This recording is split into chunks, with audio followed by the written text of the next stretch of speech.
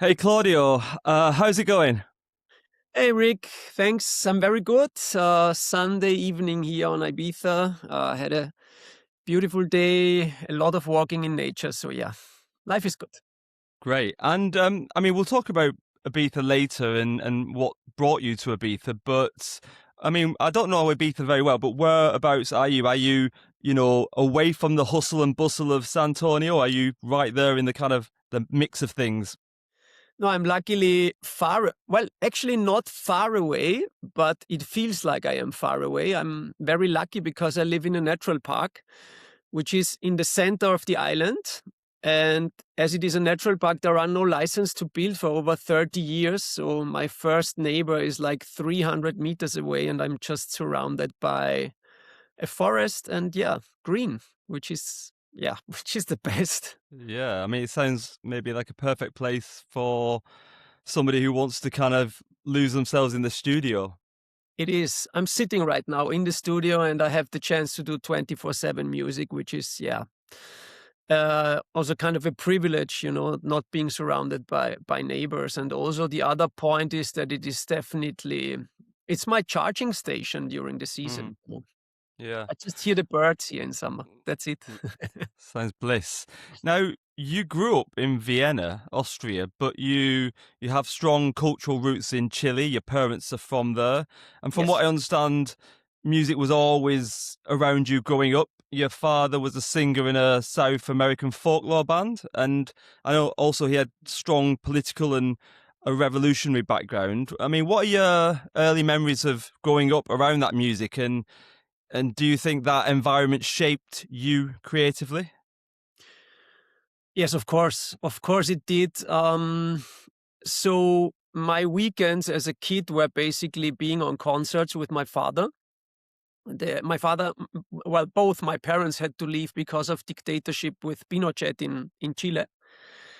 And yeah, that was my childhood and also part of my youth, So a lot of concerts, a lot of folklore music, a lot of seeing my dad practicing with the guitar, the singing. He was also the main lead singer of the band. So yeah, music was like maybe not 24/7, but it was like a very, very big and important part also in the household. So when he was not singing or practicing, we were listening to a lot of mm, every kind of music, also a lot of classic music as well. So yeah, it has definitely a massive impact on me as a human being in general, and also with the music side. And did you follow in his footsteps in terms of that kind of music? Did you learn to play the guitar as well? No, this is something that sometimes I say to him like, you should have forced me to learn it. No, but definitely like seeing what I can do with being focused and trying to, just develop my skills and be there and stay constant. And this is what I learned from him for sure. Also, he was also a very sporty guy. So it was like on the one side, he as a musician, seeing him practicing so much, and then also the sport. So I definitely inherited that from him, and it made me grow and a strong believer that consistency is key. And this is also what, yeah, helped me a lot when I started DJing Mm. with turntables. And then also later the step with the production, where I felt like I'm sitting in a cockpit, thousand of knobs, and I don't know what to do and where to start. It was so overwhelming, and I was like, okay, just be consistent, just do it, just repeat, just repeat, just repeat, like like you did in sports and like you did with DJing on vinyl, So yeah. Yeah. And do you consciously reference your cultural heritage in your music, or, does it just come through more on a kind of subconscious level, do you think? Yeah, that's a good question. So both, I would say. So I had a time where I was definitely focusing a lot on more world music influenced electronic music. Especially with I mean, there was also, this time where Cadenza and Luciano, Riccardo, and all those guys were like super massive, big, also here on the island, and where you had a lot of influences from cumbia, from different folklore styles of South America, cross over basically from all the cultures there, and that was something that was speaking to me straight away, and also there were so many tracks sampled from from tracks that I heard from my father on the weekends, So of course it was straight away like, oof, it was touching my heart, and also like there were also a lot of samples with political messages. So all of that together was for me very important. Mm. And then what I can say is that, I mean, trends are changing constantly. Me as a person, I was evolving as well. Um, and what I can definitely say, what sticked from all of this is, I think, the part of the grooves in my songs. So I'm always trying to get the groove right, which sometimes takes more time as I want. But this is for me like something where I really feel, it has to sit right, it has to swing the right way, and then I can move on. And this is definitely, I think, comes from my father's or my parents' side, or let's say like the South American side, the Chilean side in me. Mm. And you mentioned politics, and you mentioned Pinochet before, and how your parents, they moved to Austria, I guess because of your father's political leanings, right? I mean, what do you kind of remember about when you were growing up? Was a lot of that history discussed in your household? Yeah, I think politics were the center point in our household for sure.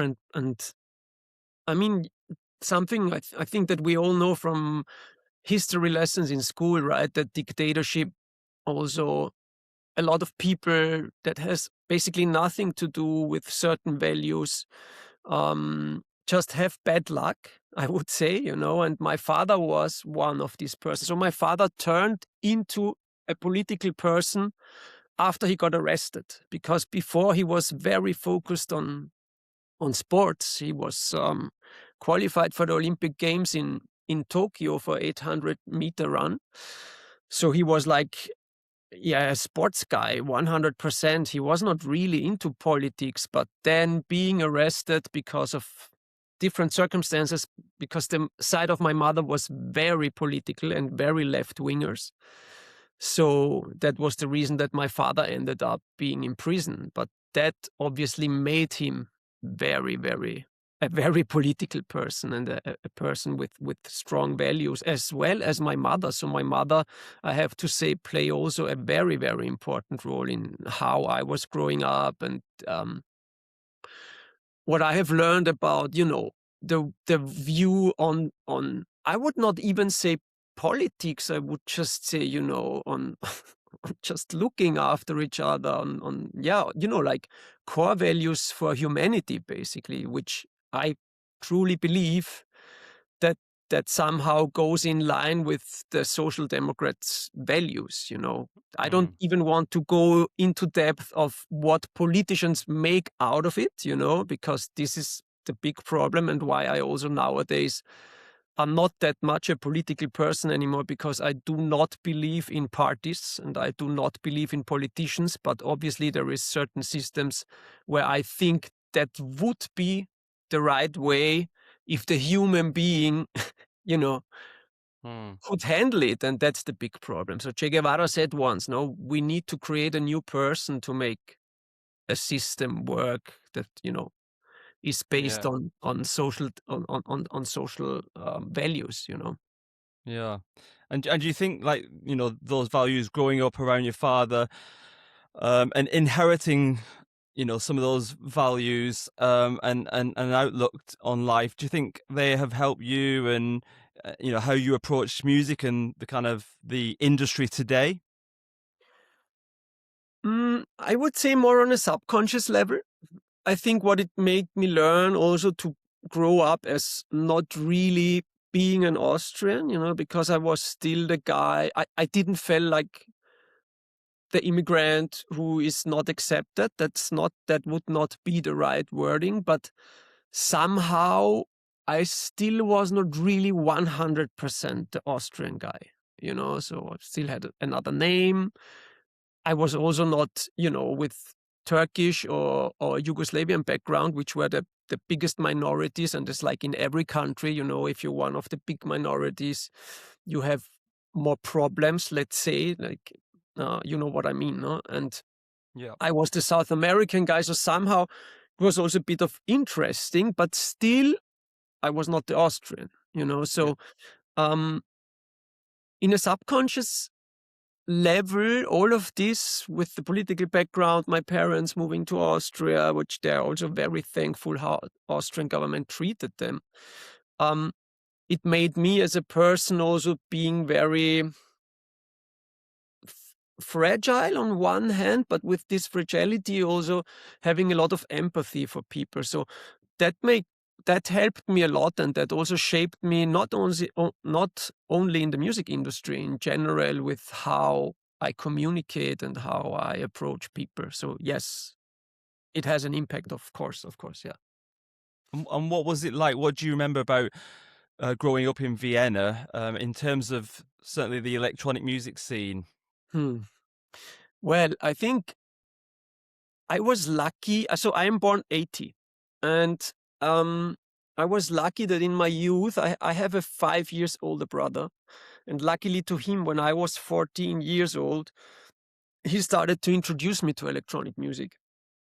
So my first approach was big raves in Vienna.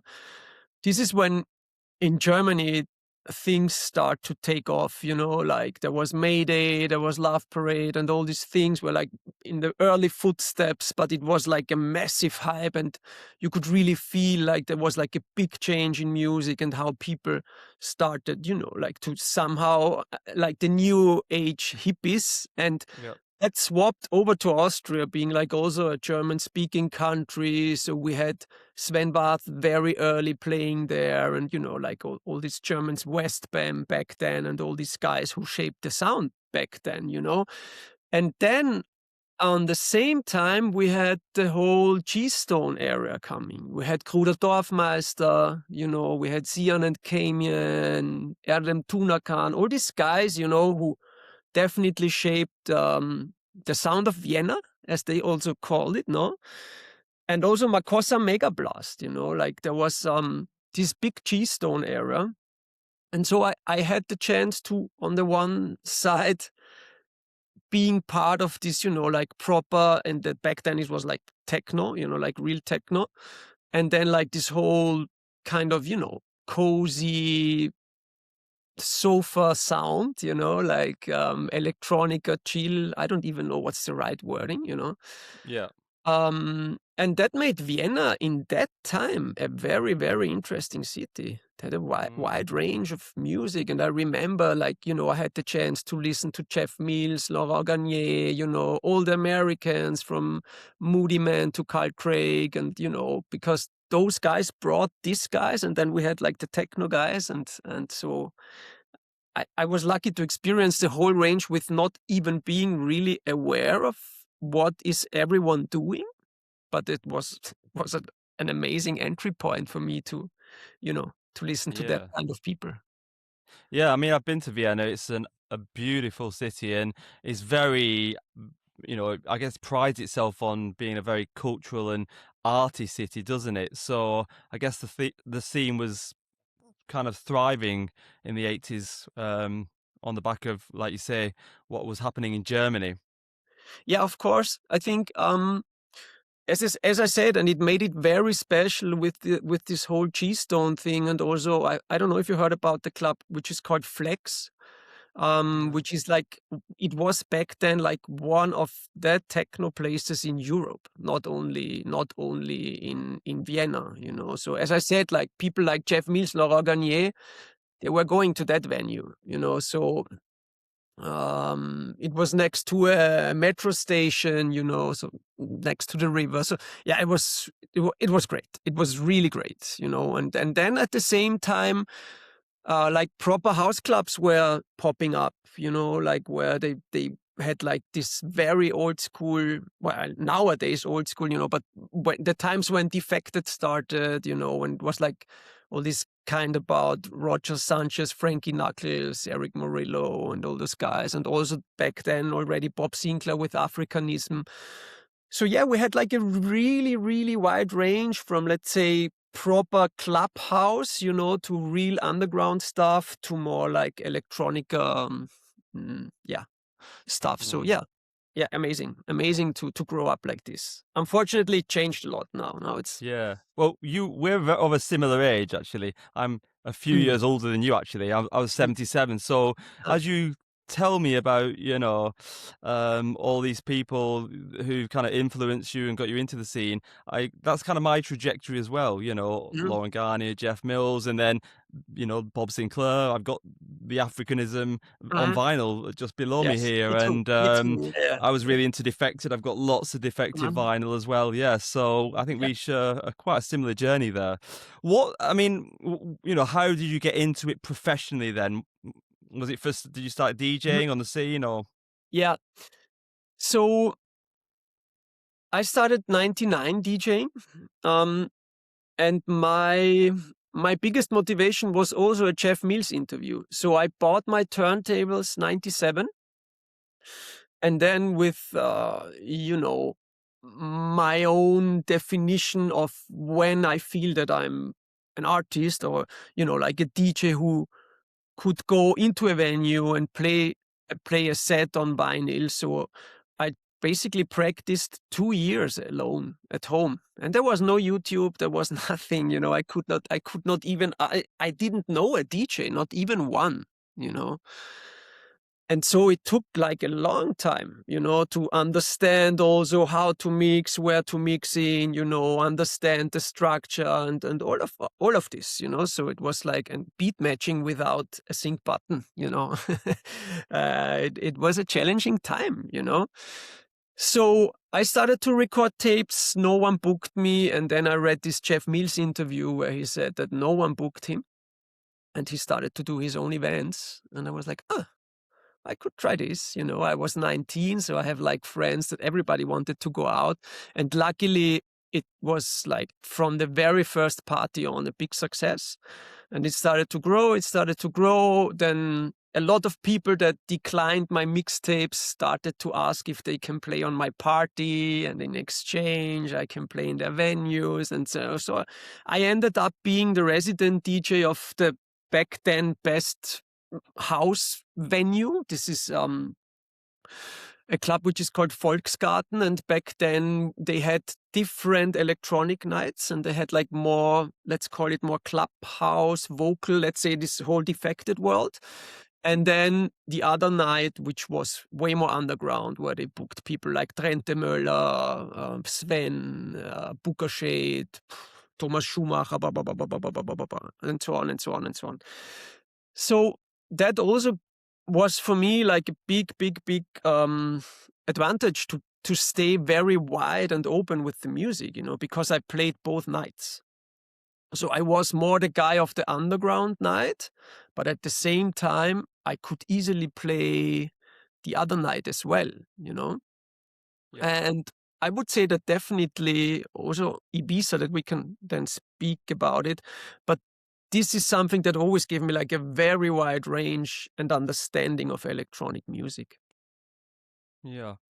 Yeah. And from there, how did you get into the kind of production side? Was it kind of a natural progression? No, not at all. Not at all. I never wanted to be a producer. Um, I was also, when I started 99 to DJ, it was the first summer I came to Ibiza, and I fell in love straight away with the island. And since then, I haven't missed not even one single summer here.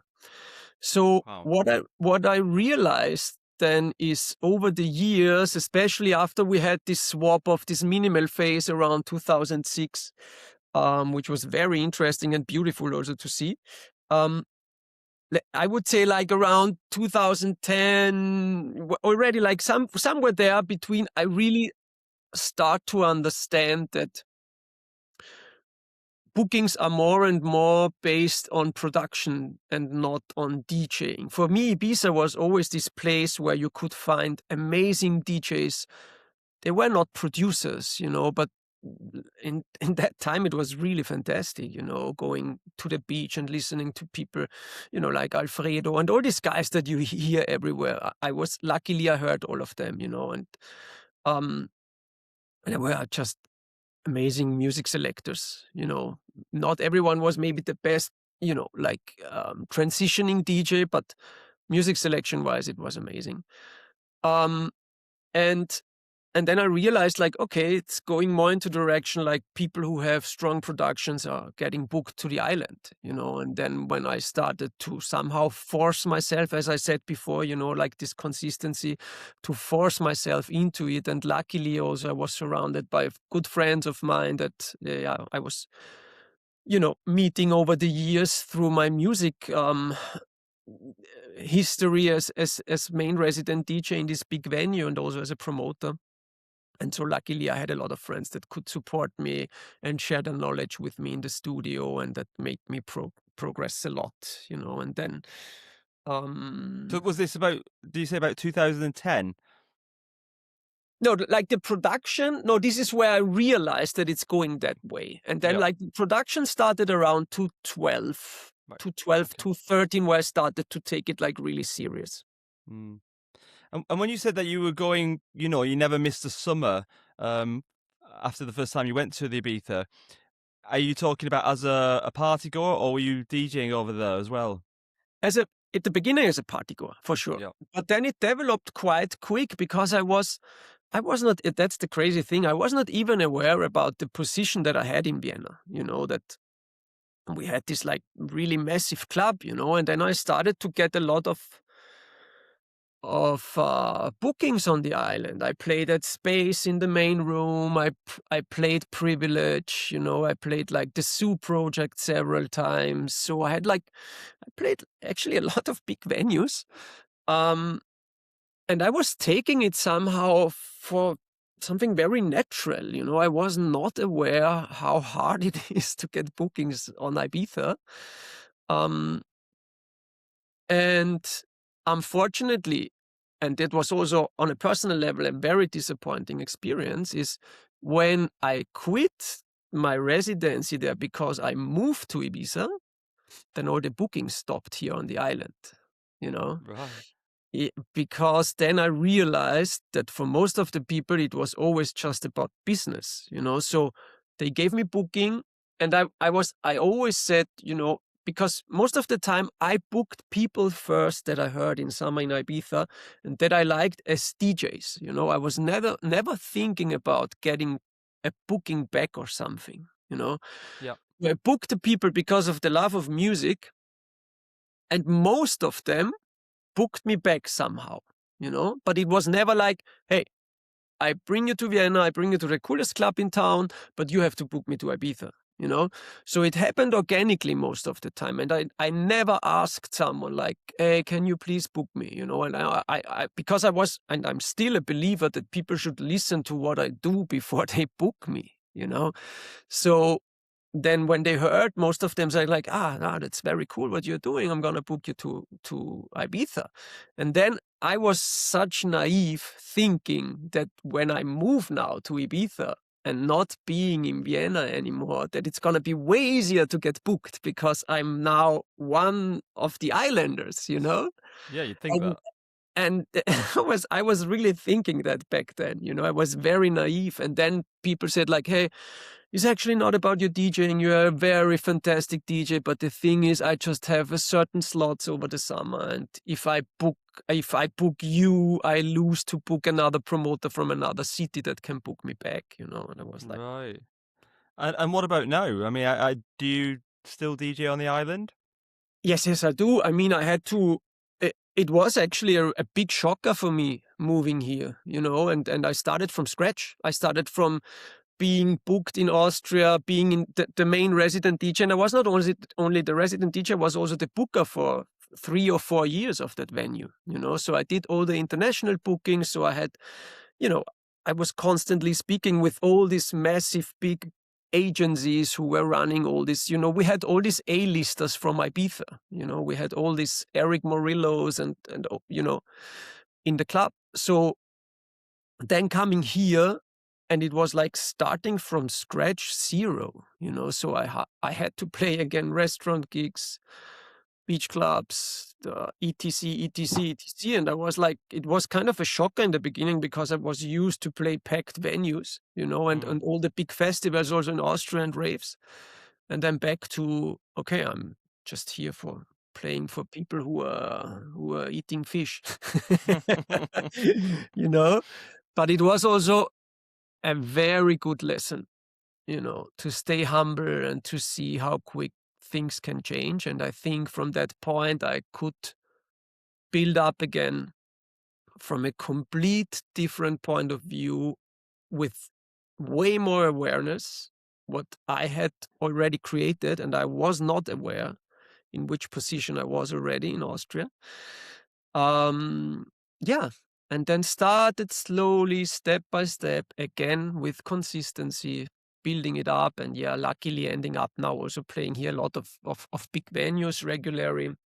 I was with Ida Engberg doing the second resident DJ at Club Chinois. I was with Magdalena doing also at Shadows at Cova Santa, where I was also like the second resident DJ. And yeah, a lot of these big venues, like also Privilege still then, and all this, Blue Marlin, and most of them. It's just that the massive ones are still missing, but the rest, basically, I did a lot of the bigger venues on the island as well.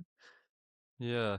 And I mean, talking about your music production, obviously you've never looked back because, since you started producing music, you've released on, a wide range of notable labels. And, checking out some of your tracks, and also thinking about the artists that you've shared booths with over the years, DJ booths, it feels like you've always kind of resisted being boxed into a single genre. Again, is that something that you consciously thought about? No, I've never thought about it consciously, but we are already limited to electronic music. This is a massive limitation, I mean, we have so much beautiful music in the world, and we are already limiting ourselves to just electronic music, and most of it is 4 to the floor, So I would be so bored if I play 3 hours of tech house. You know what I mean? Because for me, it's like, if I go to a party and I listen to a DJ, and maybe each track is good, but it's consistently the same genre, I know I can go to the bar, go there for 1 hour, have a talk with a friend, and I come back and I will listen to exactly the same genre, That's for me the most boring thing that can happen. And this is my approach of DJing, I think it's like, it's storytelling at the end, it's up, down, left, right, it's tension release. How long can you build up this tension until you get to the part of the release? How many peaks do you build in your set and all of this? And this is something that you, in my opinion, you can only do with a wide range in the genre of electronic music, and also it's about the connection with the crowd. I think when I always say you need to get to a point where they trust you. And I think when you reach this point of trust, then you can take them like a child. You can take them on the hand, and say, hey, look here. Let's, and that. We can go left and we can go right. And now we go up and now it's going to be very low, but trust me, we will get there again, And this is also the kind of DJs that I like to listen. When I go out, I really love to have that feeling like, I don't want to leave now. I have to stay here because this guy's telling a story, That's rarely happening nowadays. Yeah. And do you think that your approach to DJing, has that changed over the years? Your outlook, has it kind of evolved, or has it always been the same? I think the core was always the same because of what I said before, getting very bored easily with staying in one genre. What definitely changed is, and that is what I always say, um, it's, over the years, you build another confidence in yourself, Mm, because, you have been on so many stages, so many different, crowds, nationalities. This is also something that influences me a lot here on Ibiza. yeah, Over 100 different nationalities are living on Ibiza. yeah. So in summer, you you see every day so many different, cultures, people with different cultural background, and also the promoters, you have the English guys, the Dutch, the German, the Italians, the Americans.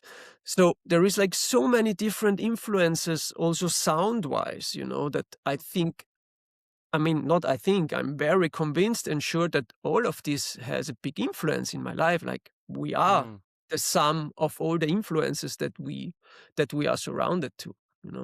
Yeah, but do you think it's fair to say though that a lot of DJs these days are less inclined to maybe take risk because, I guess because of social media and, all eyes are on them, everything's being filmed, it's going to be on Instagram. So, yeah, they're just a bit more kind of afraid to maybe take some of those risks in the sets that you've just talked about. Is that a fair thing to say? Yeah, I would agree. I think it really turned into a business. And I think this is something that are bringing a lot of artists to do these choices. I do believe that a lot of artists are not happy. I know it also from some. Um, but I really understand, and I also respect this decision to do it that way. Mm, I think it's a very tough topic, because Absolutely. when Yeah. when you are really into it, when you maybe, I mean, imagine I told you I started 99. I'm doing this 26 years. I would not consider myself an artist who really break through. You know what I mean? I feel like I'm on the edge that something can happen, maybe not, like a lot of other of my colleagues. But if you get there, and then your fees start to double, triple, 10 times what you are earning now, and maybe you feel like a certain scare or, insecurity of, fuck, if I just tweak a little bit here and there and I adapt on into a certain level, then I Mm, know it's gonna work, you know? mm, And I can understand it. I can understand it. I would love for all those guys who are already on that position that they would take more risk, because there are not many left risk takers, storytellers, and I feel like in the times that we are now, where everything is so generic, I think it's more important than ever. And it's easy to speak in my position because I am not there, but I would love that it happened. And I also would love that I stay true to myself if it happens to me, you know? mm. Yeah. Well, Yeah. talking about, you said about breakthroughs. I mean, that's quite a nice segue into a question I was going to ask you because last year you did have a track that, I think it really took off. It's The Love We Share, which came out on the Urge to Dance label. I certainly saw a lot of DJs, a lot of notable DJs playing it. I saw it appear on quite a lot of artists' best of 2025 lists, especially obviously within the melodic house scene. I mean, did you feel that as well? And what was the impact of that success for you? Yeah, of course I did. Of course I did. And I feel, I know that it changed a lot. I mean, I'm now constantly speaking to artists that I admire a lot, on all levels, as DJs and as producers, which 1 year before were not accessible to me. You know, they are listening to all my music now. Luckily, most of them play also my new stuff. So it changed a lot. It changed a Yeah. lot. Sometimes I'm going out and I present myself as Claudio, and someone's like, "No, this is Claudio Ricci." I was like, the love we share, So yeah, it's something that I can see now, especially during summer here on the island. And as I said, also people are reaching out now, asking for collabs, or like, hey, labels that I love asking me for music now, like, can you send something over? We would maybe think about releasing music of you, etc, etc. So it had definitely an impact. At the same time, honestly, it was shocking to see that I really didn't get gained not even one single booking because of the track. Okay. So all my Wow. bookings were basically the people that I knew already. There was no one reaching out um, to say like, look, we are following this track now. We have seen what it has done. So we really would love to get you here. You know, um, but this is somehow good because I feel again, it helps me to helps me to stay very humble. Sounds like I was taking off like crazy, but it's very helpful just to balance and to see, well, actually having a big track doesn't change nothing. you Mm, know mm, and again, I'm coming to the point of consistency. I really believe that it's more the way that I'm just approaching my music production, and what am I doing is way more for me fulfilling than at the end the success of the track. That luckily this one went through the roof, is of course very helpful and is very welcome. But it's not what I'm building on. For me, mm. it's like I just continue doing music. I also have to say, after the love we share, there was a moment where I was a bit, like, how should I approach my next productions? Do I maybe try to do kind of a follow up, Yeah. of the love we share? Um, but then Replicate I that was like, success, right? exactly, Yeah. and and then I was like, no, just as you did before, just do your thing. It's like you're DJing. I would be bored to just doing step house tracks, Yeah. and so I moved on. I mean, I had, at the same time, I did more of those kind of tracks which are also coming out now. Um, but for example, right now I'm doing completely different stuff than the Love We Share. Yeah. And do you spend, you know, most days in the studio? Well, not really. So I have to say also, and I'm speaking very open about it. So as I told you, I started around 2012, 13 with production. Um, and I would call myself an intermediate producer.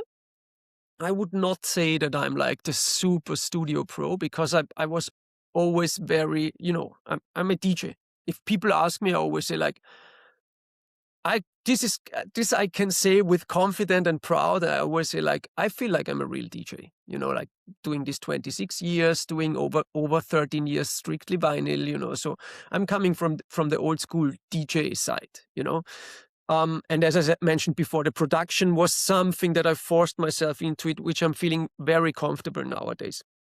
But I'm in the studio with my studio partner Theodor. He's an amazing guy. And I realized that it's just so much more fun, to being in the studio together, and also to working with someone who really, really knows in depth every detail that you can imagine. So this is something that speeded up my process a lot. So now we are sitting together most of the time in the studio. Sometimes I do some sketches alone, and then he joins later. Sometimes we do it from scratch altogether.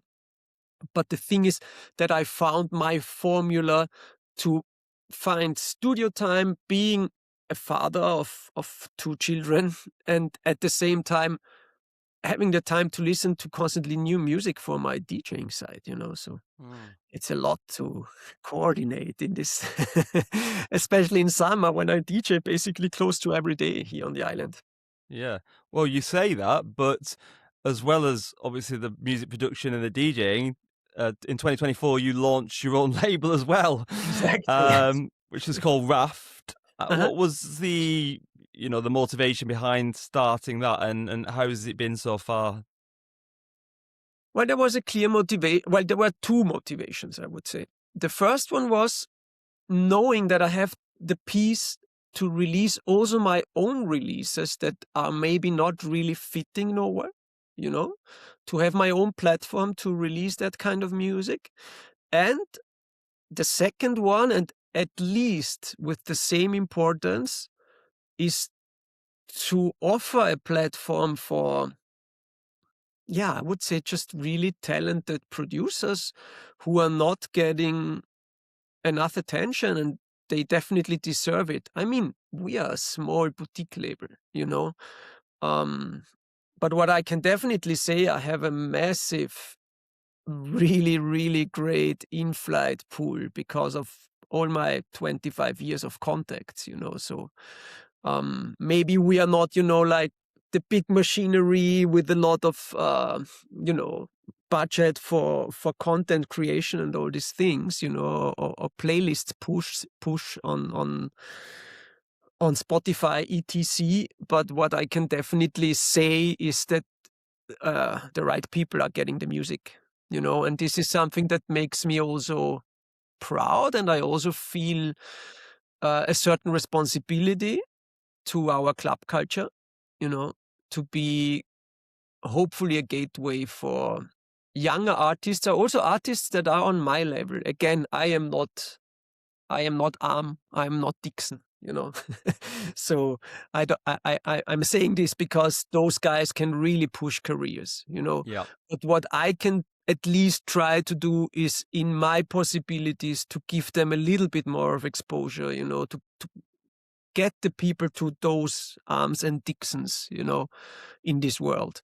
And hopefully they pick something up of those guys as well, So this is yeah. like, giving something back, I would say, is the right wording from the approach of the label, to give something back to this industry that gave me so much, Yeah. Well, no, I can totally relate because I'm actually in the process of starting my own label as an extension Cool. of this podcast with a very kind of similar ethos to what you just said about your label, Raft.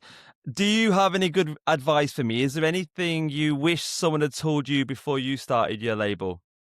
Mm. Wow, that's a good question. I think it's a long list.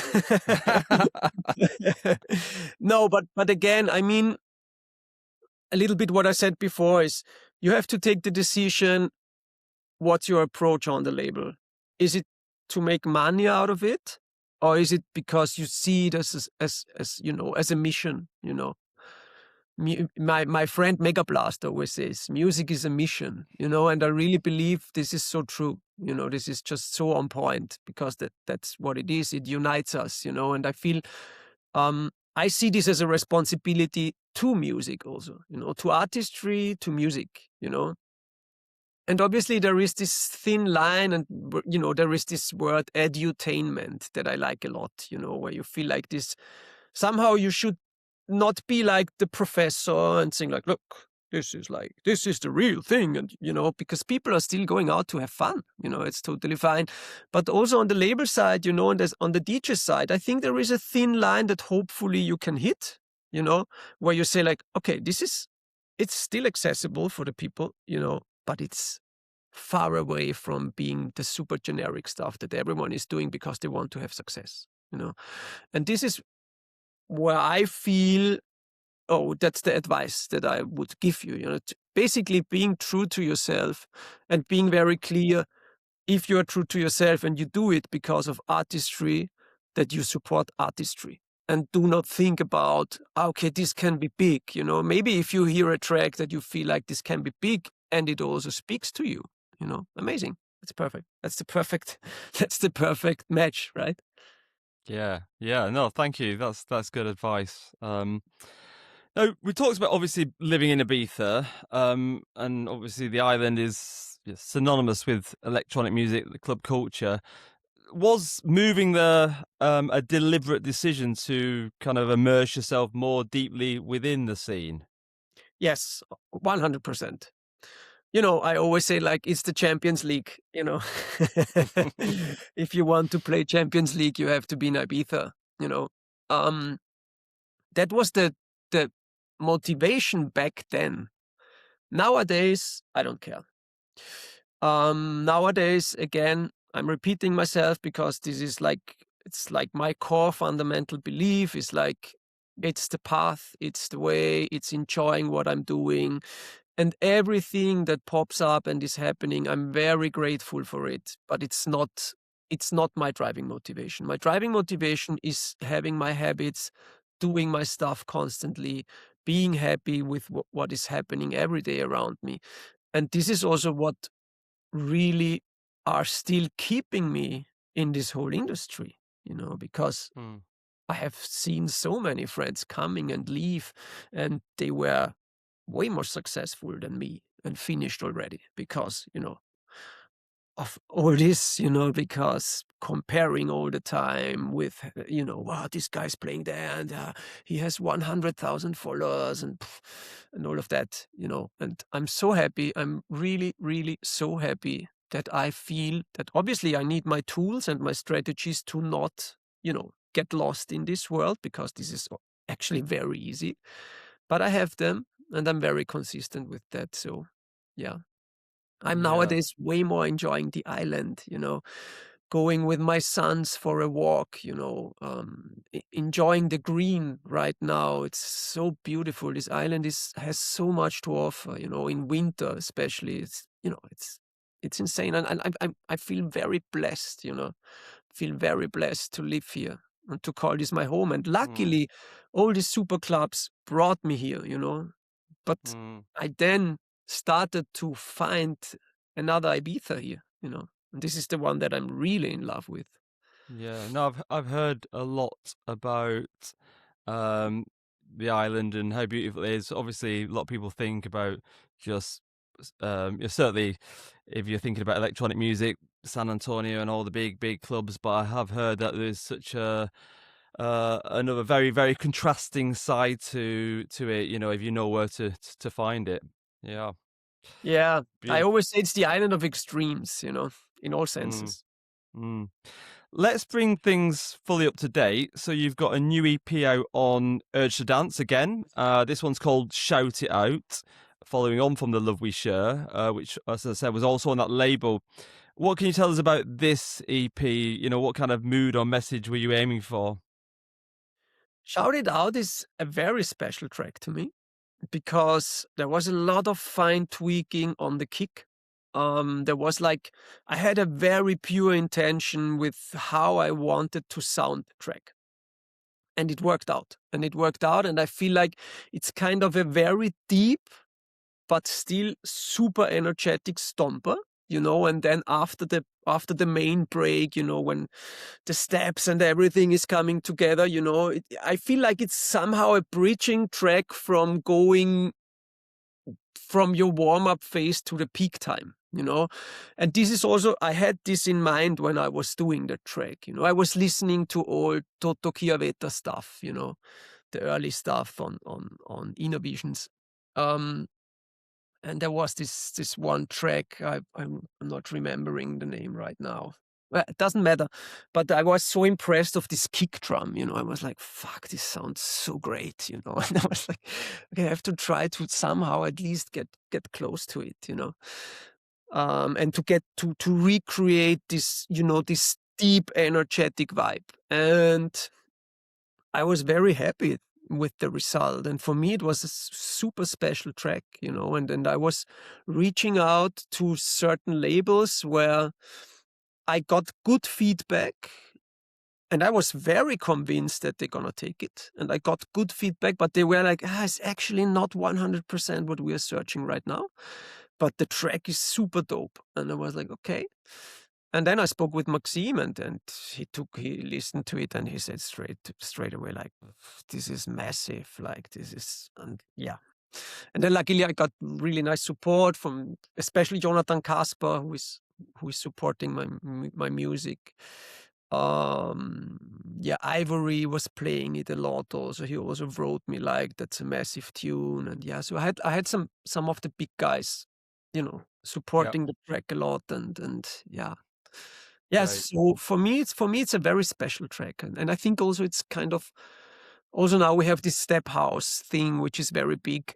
It's a step house track also, but I feel that it sounds a bit different than the others. And I feel it's a bit more timeless, let's say it like this. And that was also a bit the intention. It is something that you can play also in some years. Yeah.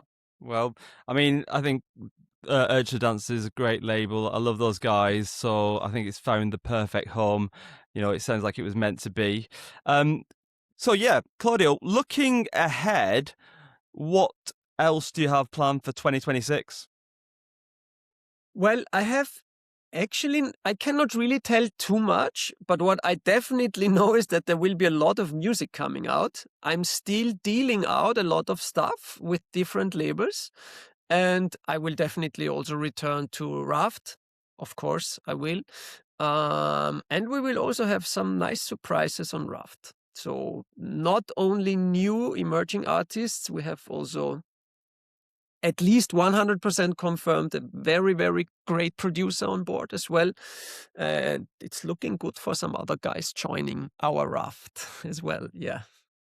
Fantastic. Yeah, I look forward to what's in store in 2026. It sounds like it's shaping up to be a really great year for you.